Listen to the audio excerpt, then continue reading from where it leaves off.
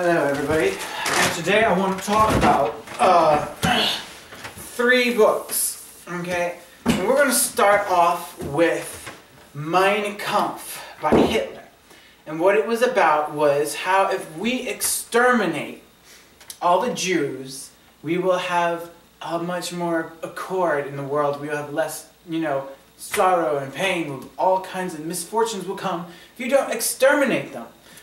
Or if we don't have a pure race of all one fucking culture.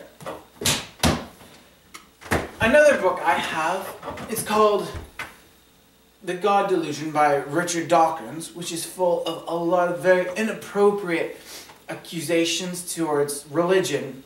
And his double standard of that, religion, or not even religion, we'll just say Christians cause war and things, and they do it all in the name of God, not power. And all atheists never ever killed for the sake of making their countries atheist. They just simply killed for the sake of power, and no one killed in the name of atheism. However, this whole idea comes back to the idea that by exterminating a whole entity of people as a whole, we can create world peace. And it's bullshit. And then I have over here The Purpose-Driven Life, which is about none of that. Has nothing to do with any of that. And I'll put it down. What am I driving at here? Like, what am I getting at in this whole thing here? The whole thing is, are you stupid enough to believe that elimination of an entity of people will create any kind of peace in the world? Are you on an entirely different planet? Selfish people exist in all forms.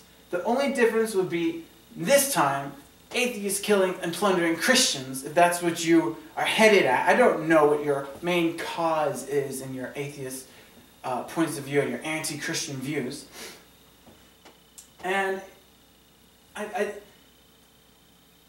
might as well say that atheism is incredibly mixed up in communism today. And I feel like there is a zeitgeist of communists be won by eliminating and delimiting people who are different mentality. I feel like that's just wrong. And if you don't believe me that communists are here today, look at their website. They have one. I'll even put the link down below. Yeah, and every single atheist book is written about, every single one is about eliminating religion and people who are different based on what they believe in, whether they believe in God or not.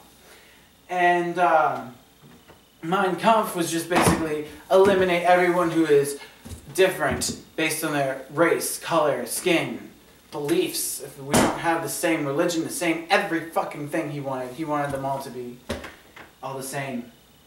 Kind of just like the communists. Don't think Hitler and the communists are 2 different things. They both believed in pure sameness by elimination, extermination. But for the sake of diversity, and for the sake of peace, one must embrace diversity, and one must love it.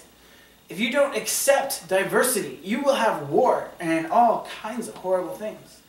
The only way to create peace is to accept diversity and difference. Accept people for believing in God. Accept people for everything that they are. Every belief that they hold. Accept by not being intolerant. Do not be intolerant. To fight intolerance. It's kind of like I'm talking to a Nazi. How do you tell a Nazi that being intolerant to Jews is not going to fix anything? You can't. But race, culture, class, no matter what, is important for innovation. If you want to create innovation, you must have a mixture.